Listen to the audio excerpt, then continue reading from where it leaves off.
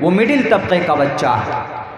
अगर हमारे इस मुल्क के ब्राह्मण ख़ानदान से होगा तो बहुत जल्दी उनकी नौकरी लग जाती, बहुत जल्दी उनका मामला हल हो जाता है। लेकिन अगर वहीं पर अगर कोई दूसरे किसी कास्ट का हो, शूद्र का हो, क्षेत्रीय का हो, वैश्य का हो, या अगर दलित हो तो जनाब उसका तो भगवान भी अलग कर दिया जाता, उसके तो मनादिर भी अलग कर दिए जाते।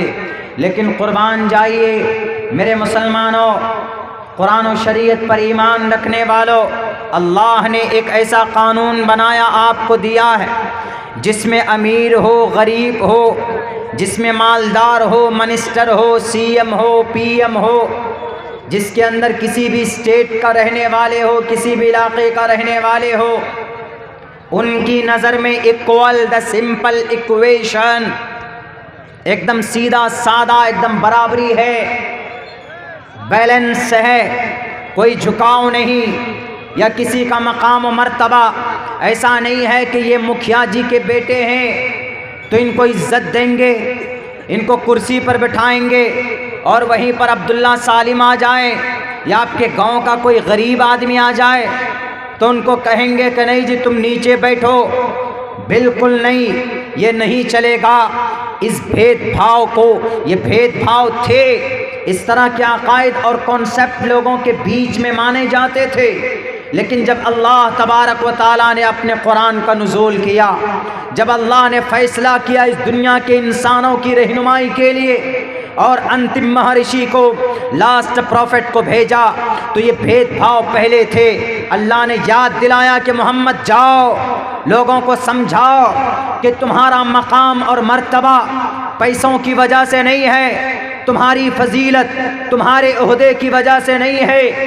अल्लाह के नज़र में तुम्हारा मकाम और मर्तबा तुम्हारे तक़वे की बुनियाद पर है। तुम अल्लाह से कितना डरते हो, तुम अल्लाह से कितना खौफ खाते हो, तुम्हें अपनी शरीयत से कितनी मोहब्बत है, तुम्हें अपने कुरान से कितनी मोहब्बत है। तो इस चीज़ की वजह से अल्लाह तुमको महबूब समझता है। तुम्हारी दौलत से या तुम्हारे पावर से या तुम्हारे गुरु घंटाल को देखकर या तुम्हारे वर्कर को देखकर अल्लाह तुमको मकाम मर्तबा अता नहीं फरमाता है, बल्कि तुम्हारे करतूत कैसे हैं, तुम्हारे अकायद कैसे हैं, तुम्हारा अखलाक क्या है और तुम्हारा कॉन्सेप्ट क्या है, और तुम्हारे लोगों के साथ सुलूक, बिहेव कैसा है, इस चीज़ को सामने देखा जाता है। मेरे भाइयों, लोग तो आज बोलते हैं, हम तो साफ लफ्ज़ों में कहते हैं, अरे हमारे इस्लाम में अल्लाह ने ऐसे क़वानीन नाफिज किए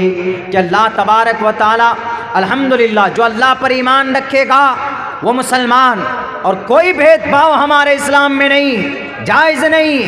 ला फ़ज़ल लिअरबिय्यिन अला अजमी, ऐसा नहीं है कि अरब का होगा तो वो शेख होंगे, वो जन्नत के टिकट लेकर आ गए क्या कि शेख है तो जन्नत में ही चले जाएंगे?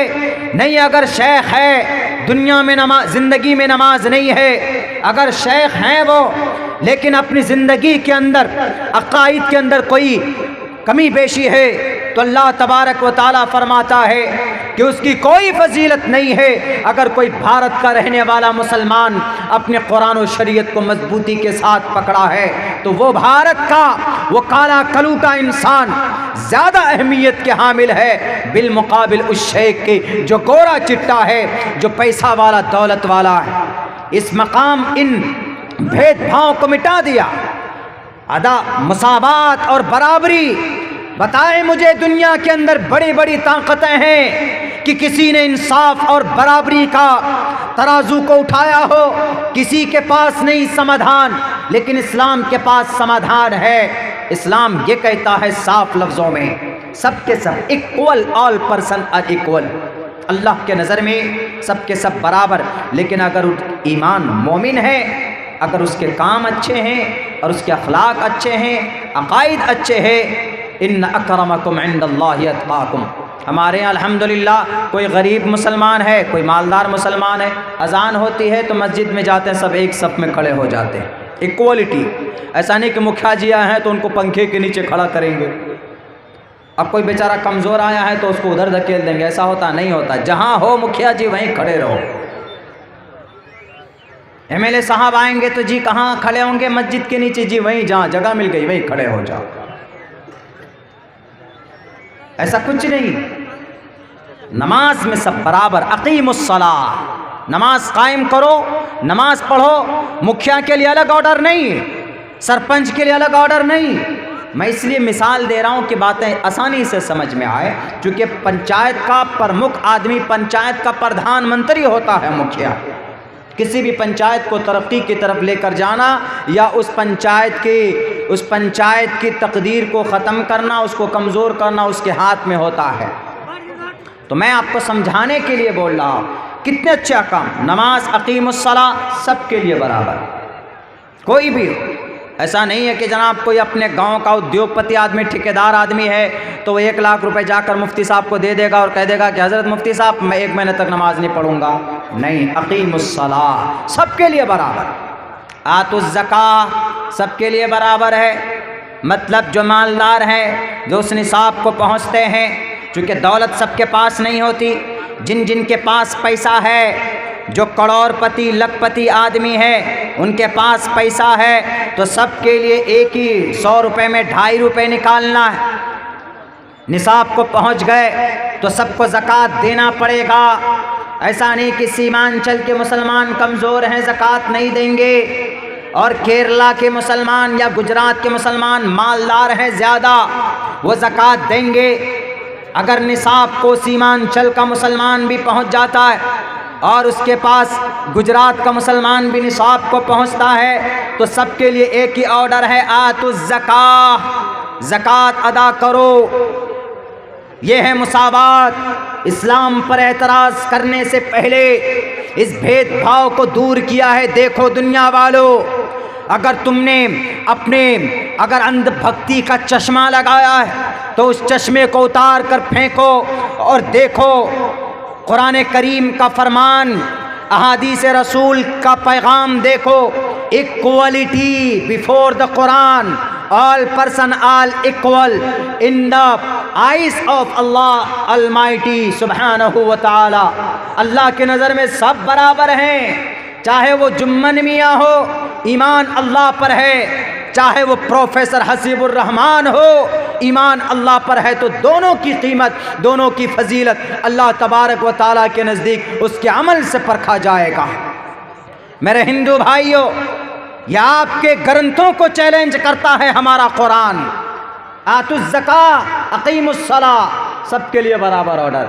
आपके यहाँ ऐसा नहीं है। आपके यहाँ तो बड़े बड़े अपने गुरुओं ने तो उल्टे पुल्टे सीधे हिसाब कर रखे। कैसे?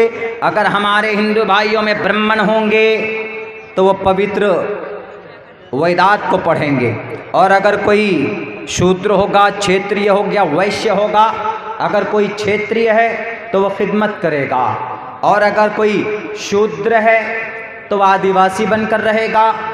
वो कभी मंदिर में नहीं जा सकता, कभी भी नहीं जा सकता। ये भेदभाव है। शूद्रो ब्रह्मण तामिति ब्रह्मणश्चैति शूद्रताम क्षेत्रियो याति वित्रत्वं विघाद्वीच्यम तथेच च स एक एवा त्रिपति प्रजानाम कथम पुनर्जाति कीर्ता पर भेदा।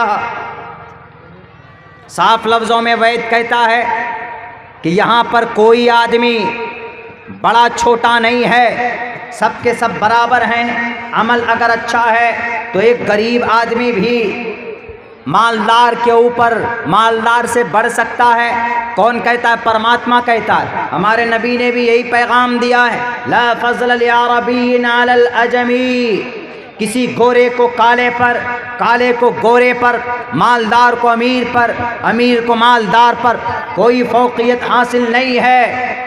मेरे भाइयों, एतराज़ करने वालों, एतराज़ करने से पहले हमारे कुरान के अहकामात को टटोलो, कुरान के फरमान को पढ़ो, नबी की ज़िंदगी का मुताला करो।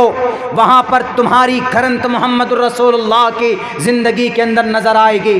सिर्फ अंधभक्त बनकर अनाप शनाप इश्कालात सवालात मत पैदा करो।